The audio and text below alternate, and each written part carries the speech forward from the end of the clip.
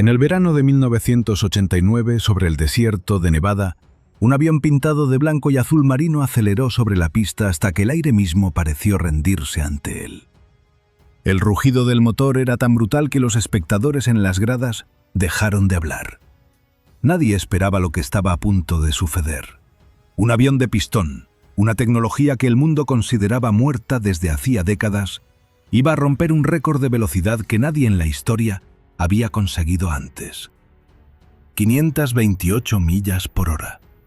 El mundo de la aviación quedó paralizado. Pero para entender cómo fue posible ese momento, hay que retroceder 46 años, hasta una época en que el Pacífico ardía y los ingenieros americanos dormían menos de 5 horas por noche. En 1943, la corporación Grumman Aircraft Engineering era una máquina de guerra sin igual. Sus instalaciones en Bethpage, Nueva York, funcionaban las 24 horas del día, 7 días a la semana. Los trabajadores comían sándwiches junto a las líneas de ensamblaje. Los capataces gritaban los tiempos de producción como si fueran marcadores de partido. Y la razón era simple. La Marina de los Estados Unidos necesitaba aviones, y los necesitaba ya. Grumman llevaba años dominando el cielo del Pacífico con su serie de cazas felinos. Primero fue el Wildcat, el F-4F, que defendió Guadalcanal cuando no había nada más. Luego vino el Hellcat, el F-6F, la bestia que comenzó a destruir sistemáticamente la aviación imperial japonesa a partir de 1943. Y mientras el Hellcat entraba en producción masiva, los ingenieros ya tenían en el tablero el Tiger Cat, el F-7F, un bimotor con una potencia descomunal. La compañía era tan poderosa que ocupaba el puesto 22 entre todas las corporaciones americanas medidas por el valor de sus contratos militares. No era solo una fábrica, era el escudo del Pacífico. Fue en ese contexto que en julio de 1943 los directivos de Grumman convocaron una reunión para decidir qué vendría después del Hellcat. No era una pregunta menor. El Hellcat funcionaba bien, pero la guerra evolucionaba con una velocidad brutal, y los japoneses no se quedaban quietos. El siguiente caza tendría que ser mejor en todo. La respuesta llegó desde las islas. El vicepresidente de Grumman, Jake Swirbul, había viajado a Pearl Harbor para hablar directamente con los pilotos que combatían cada día sobre el océano. Allí se encontró con el teniente comandante Jimmy Thach, uno de los aviadores navales más respetados de la guerra, el mismo hombre que había inventado la maniobra táctica conocida como la tijera de Thach para sobrevivir al cero japonés cuando todo parecía perdido. Thach fue directo. Lo que más mataba a pilotos no era la velocidad en línea recta ni el armamento. Era no poder subir más rápido que el enemigo. La tasa de ascenso lo era todo. Los ingenieros en Bethpage, por su parte, tenían otra preocupación.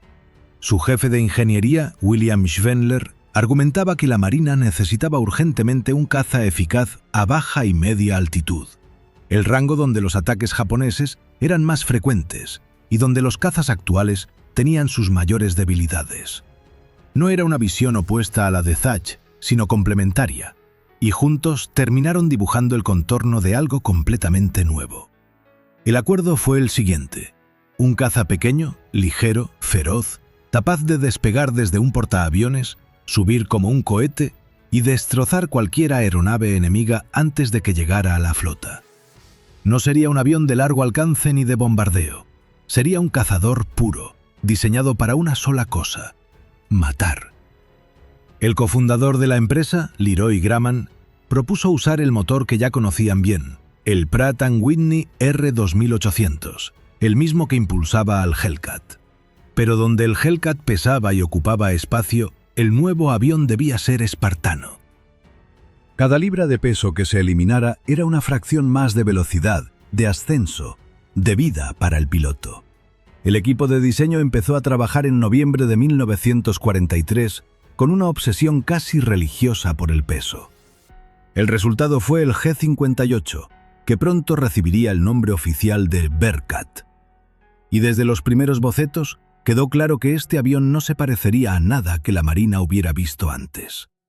Tenía una cabina de visión total, Una cúpula de plexiglás sin armazón que daba al piloto una panorámica de 360 grados.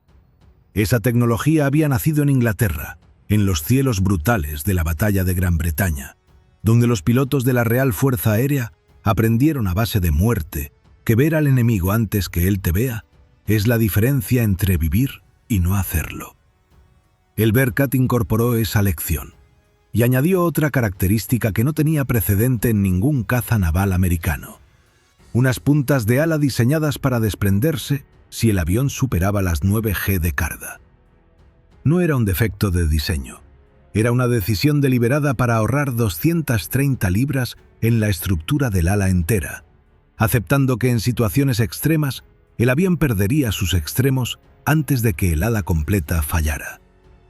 Cuando una punta se separaba, cargas explosivas debían activarse automáticamente para mantener la simetría de vuelo y evitar que el aparato girara sin control.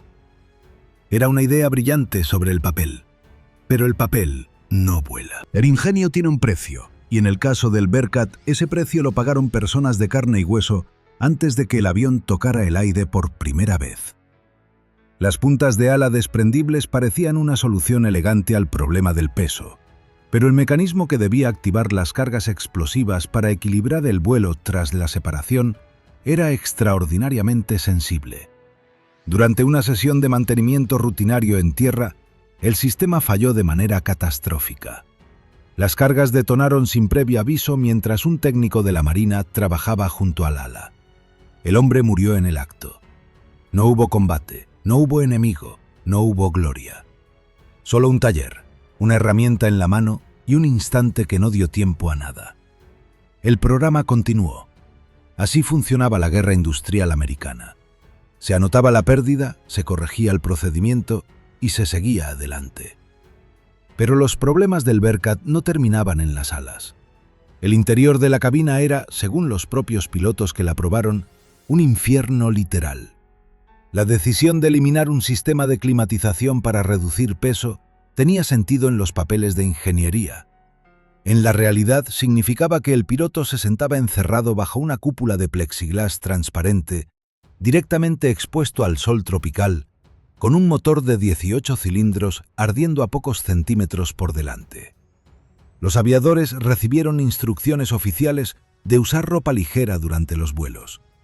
La Marina de los Estados Unidos, una de las instituciones militares más poderosas del planeta, no encontró mejor solución para el sobrecalentamiento de sus pilotos que decirles que se vistieran como si fueran a la playa. Mientras tanto, los pilotos de prueba que evaluaban el prototipo tenían otra batalla abierta con los ingenieros. El Bearcat salió al mundo con 4 ametralladoras de 12,7 milímetros, y desde el primer momento los aviadores exigieron 6. En combate, la diferencia entre 4 y 6 armas podía ser la diferencia entre derribar un 0 y ver cómo se alejaba humeando pero intacto. Sin embargo, los ingenieros se negaron. Incorporar 2 cañones adicionales alteraba el centro de gravedad del avión y añadía un peso que destruía exactamente lo que hacía especial al Bearcat: su relación potencia-peso, la razón de ser de toda la máquina. El debate no tuvo ganador. El avión entró en producción con 4 armas, y los pilotos aprendieron a vivir con eso. El primer prototipo realizó su vuelo inaugural el 21 de agosto de 1944, solo 9 meses después de que los ingenieros comenzaran a trabajar en serio sobre el diseño. Para la industria aeronáutica, eso era una velocidad de desarrollo casi incomprensible, y los resultados iniciales justificaban el entusiasmo. 4.800 pies por minuto de tasa de ascenso, una velocidad máxima de 424 millas por hora. Comparado con el Hellcat, el Bearcat era un 20% más ligero, subía un 30% más rápido y volaba 50 millas por hora más veloz. Sobre el papel, era exactamente el cazador que la Marina había pedido. Pero los vuelos de prueba que siguieron revelaron una serie de defectos que no aparecían en ninguna hoja de cálculo. La estabilidad horizontal era insuficiente. En ciertas condiciones de vuelo, el avión oscilaba de manera que ponía nerviosos incluso a los pilotos de prueba más experimentados, hombres que se ganaban la vida buscando precisamente ese tipo de fallos. El tren de aterrizaje planteaba otro problema serio. Solo podía extenderse a velocidades muy bajas, lo que significaba que cualquier emergencia que obligara a un aterrizaje rápido podía terminar en desastre. Y la cabina, además de ser un horno, resultaba más estrecha de lo esperado para pilotos de complexión normal, con todo el equipo de vuelo puesto. Los ingenieros trabajaron durante meses corrigiendo cada uno de esos puntos.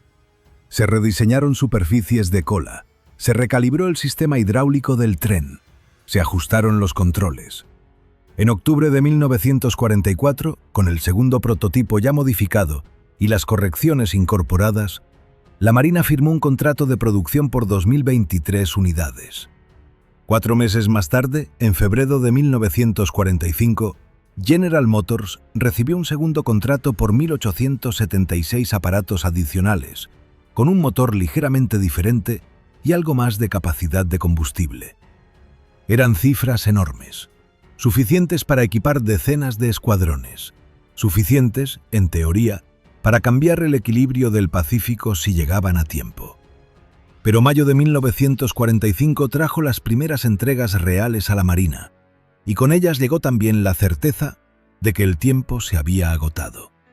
Alemania había capitulado, Japón resistía, pero la guerra en el Pacífico avanzaba hacia su fin con una lógica imparable. Cada semana que pasaba era una semana menos de posibilidades para que el Bearcat hiciera lo único para lo que había sido construido. Los contratos se recortaron. El pedido original de 2023 unidades quedó reducido a 770. El contrato de General Motors fue cancelado por completo, sin excepción ni compensación. Cientos de aviones que ya estaban en distintas fases de producción fueron detenidos, desarmados o simplemente abandonados. El Bearcat, el caza más rápido y ágil que la Marina americana había construido jamás con motor de pistón, llegaba al escenario justo cuando el telón caía. Cuando Japón firmó la rendición el 2 de septiembre de 1945 a bordo del acorazado Missouri, el Bearcat llevaba apenas 4 meses en manos de la Marina. Nunca había disparado contra un avión enemigo. Nunca había protegido un portaaviones en combate real. El caza más rápido que Grumman había construido hasta entonces se convirtió de un día para otro en un símbolo involuntario de algo que los militares conocen bien y rara vez admiten en voz alta. El armamento más sofisticado del mundo no sirve de nada si llega tarde. La Marina, sin embargo, necesitaba seguir operando, y el Bearcat era lo mejor que tenía. A lo largo de 1946 y los años siguientes, el avión equipó más de 20 escuadrones de caza de la Marina y un número menor en el Cuerpo de Marines.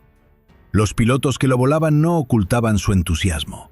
Decían que era el avión más vivo que habían tenido entre las manos, que respondía a los controles con una inmediatez que otros cazas no tenían, que subirte a él era una experiencia diferente a cualquier otra máquina con motor de pistón. Pero entusiasmo y utilidad militar no son la misma cosa. El Bearcat patrullaba cielos en paz sobre bases que ya no tenían enemigos frente a ellas. Fue en ese contexto donde la Marina tomó una decisión que, al menos, garantizó al Bearcat algo de visibilidad pública.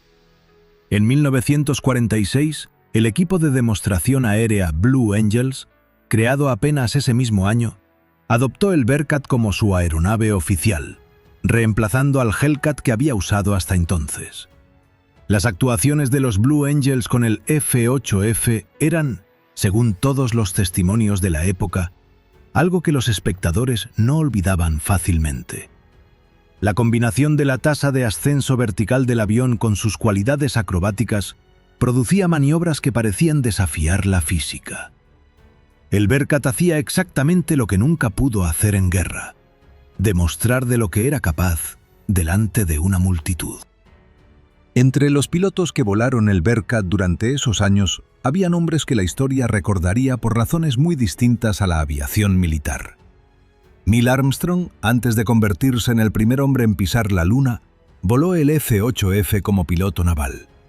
No dejó escritas grandes reflexiones sobre el aparato, pero el hecho de que un hombre con su criterio y su experiencia posterior lo eligiera entre sus aeronaves de aquella etapa dice algo sobre la máquina. Los pilotos con buen ojo reconocen la calidad aunque no tengan palabras precisas para describirla. El piloto de pruebas británico, capitán Eric Brown, que a lo largo de su carrera llegó a volar más tipos de aeronaves distintas que cualquier otro ser humano en la historia de la aviación, fue incluso más explícito. Brown no era hombre de elogios fáciles. Había volado prototipos alemanes capturados, jets experimentales, hidroaviones, bombarderos pesados y cazas de todas las naciones. Cuando dijo públicamente que el Bearcat era su avión americano favorito, no lo dijo como cortesía. Lo dijo porque lo creía, y su historial le daba la autoridad para afirmarlo. Pero ningún elogio cambiaba el hecho fundamental. El Bearcat estaba quedándose sin tiempo también en la posguerra. La era del reactor avanzaba a una velocidad que ningún motor de pistón podía seguir. En 1949, la producción del F-8F se detuvo definitivamente. Ese mismo año, los primeros escuadrones comenzaron a retirarlo del servicio de primera línea. En 1950, cuando estalló la Guerra de Corea y los Blue Angels fueron disueltos temporalmente para enviar a sus pilotos al frente, el Bearcat ni siquiera fue considerado para el conflicto.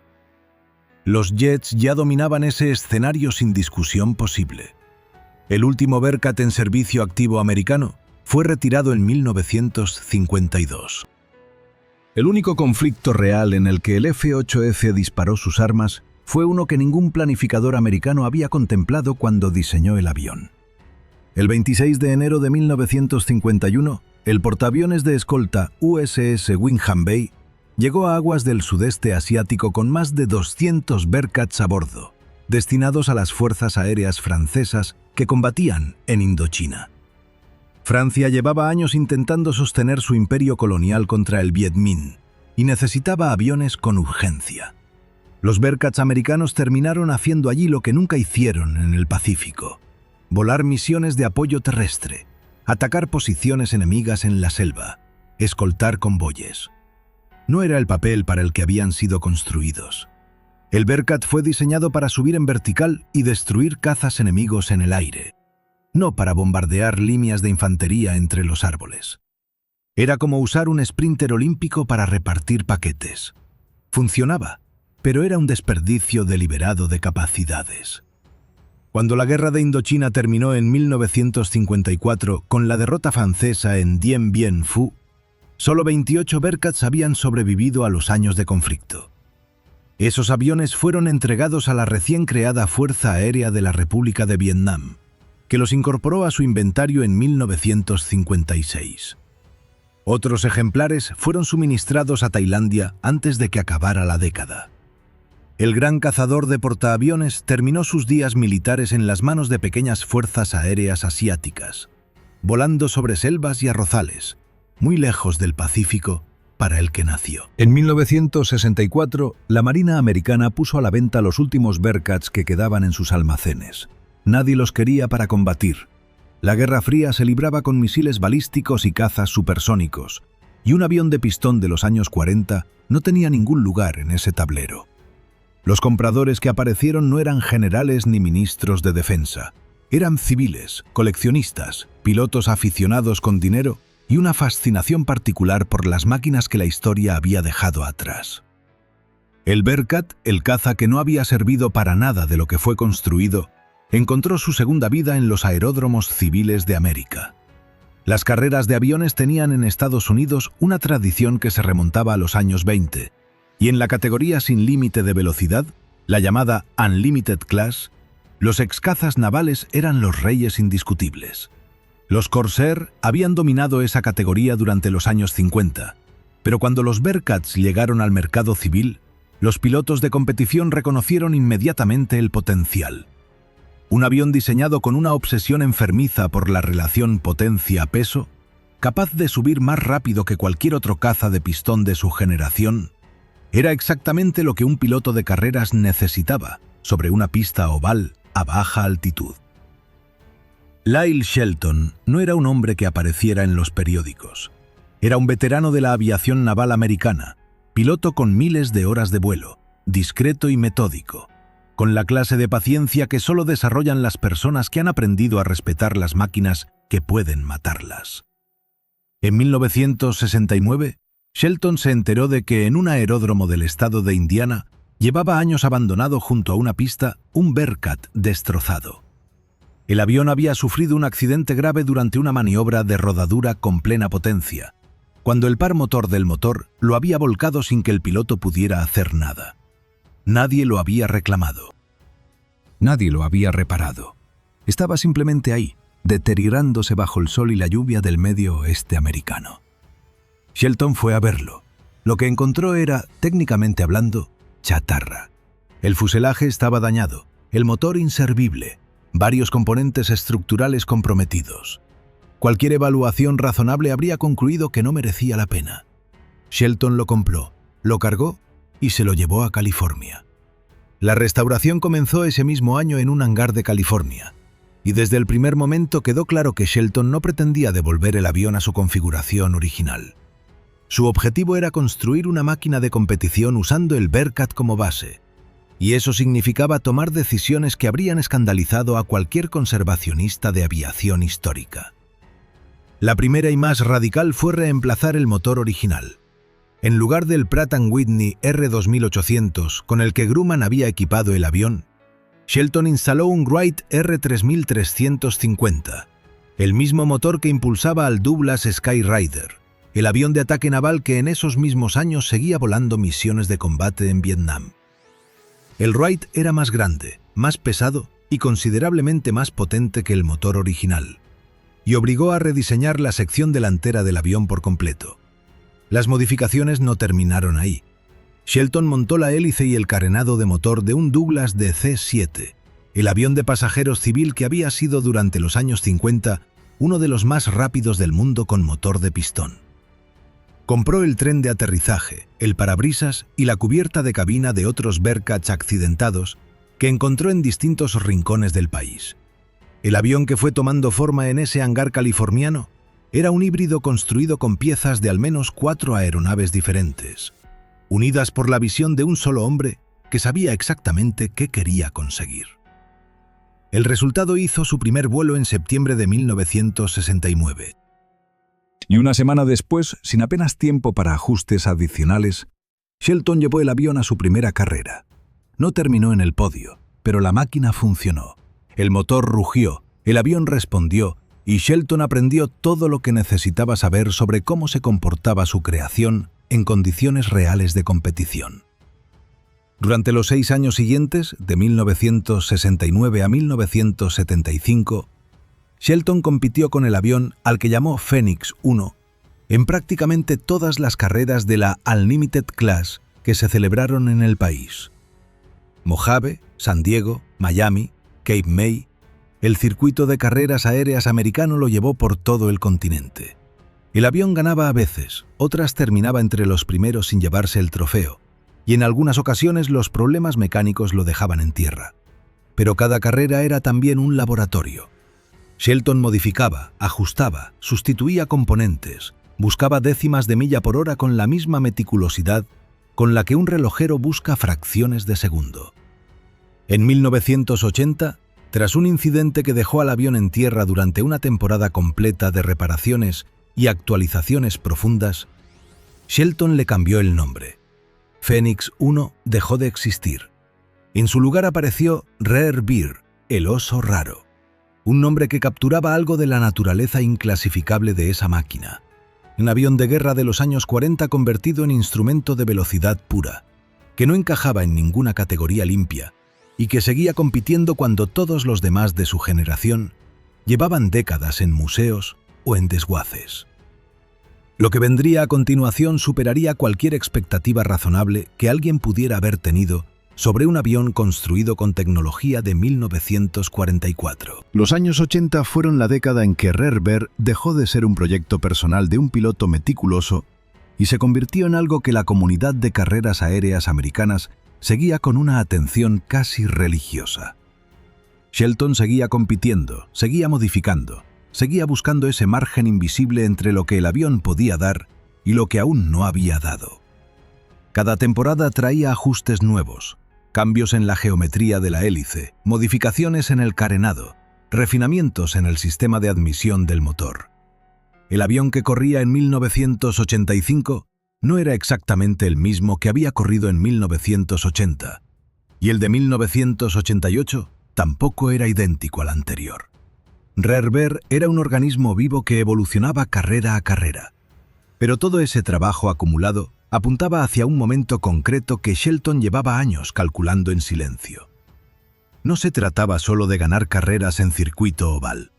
Se trataba de atacar el récord oficial de velocidad para aeronaves de pistón homologado por la Federación Aeronáutica Internacional, el organismo que desde principios del siglo XX certifica los récords de aviación a nivel mundial. Ese récord existía, era medible, era oficial, y nadie lo había tocado desde hacía años porque nadie había tenido una máquina capaz de hacerlo.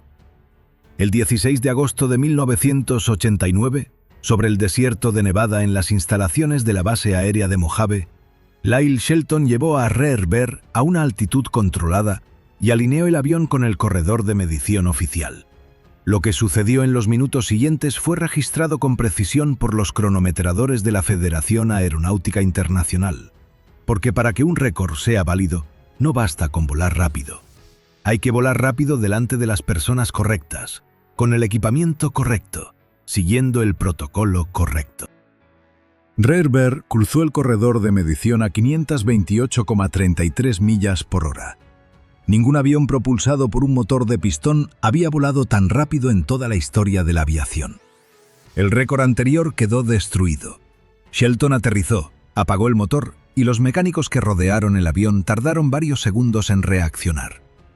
Era el tipo de momento en que el cerebro necesita un instante adicional para procesar que lo que acaba de ver es real. Para entender la magnitud de lo conseguido hay que tener en cuenta el contexto.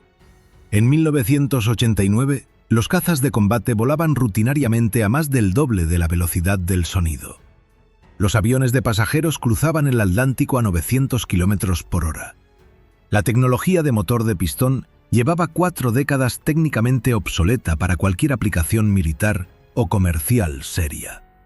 Y sin embargo, un avión construido sobre el esqueleto de un caza de 1944, con un motor sacado de un avión de ataque de los años 50 y una hélice de un transporte civil, acababa de establecer una marca que los ingenieros con acceso a décadas de desarrollo tecnológico posterior no habían podido superar. El récord de RERBER no fue batido durante 28 años.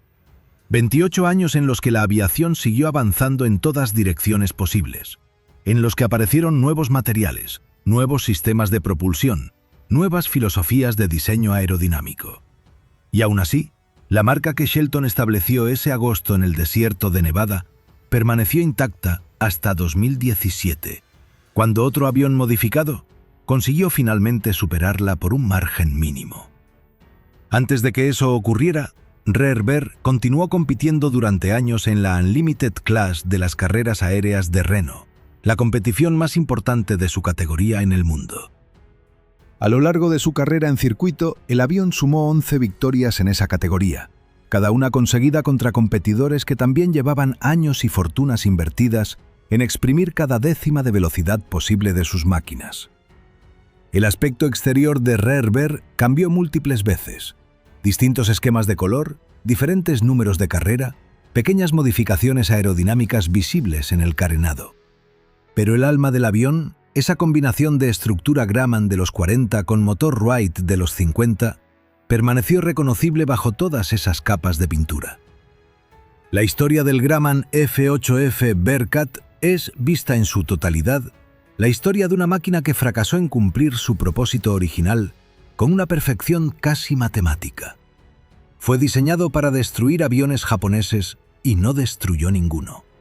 Fue construido para defender portaaviones americanos y no defendió ninguno. Llegó tarde a la guerra para la que nació. Llegó tarde a la posguerra cuando los jets ya tomaban el relevo. Y cuando finalmente combatió, lo hizo en una selva asiática haciendo tareas de apoyo terrestre para un ejército colonial europeo que terminaría perdiendo esa guerra de todas formas. Y sin embargo, décadas después de que los últimos escuadrones navales lo retiraran, Un solo ejemplar destrozado y abandonado en Indiana demostró que la calidad de una máquina no siempre se mide por lo que hizo, sino por lo que era capaz de hacer cuando alguien se tomaba la molestia de descubrirlo. Rare Bear no ganó ninguna guerra, pero voló más rápido que cualquier avión de pistón en la historia del mundo. Y eso es algo que ningún jet supersónico, ningún misil balístico y ningún dron moderno puede quitarle. Si esta historia te ha parecido tan fascinante como a nosotros, dale a me gusta ahora mismo, porque cada like nos ayuda a llegar a más personas que aún no conocen estas historias. Escribe en los comentarios qué te ha parecido más increíble del Bearcat, si su fracaso militar absoluto o su récord de velocidad 40 años después. Y si no quieres perderte las próximas historias sobre aviación y tecnología militar del siglo XX, suscríbete al canal. Nos vemos en el siguiente vídeo.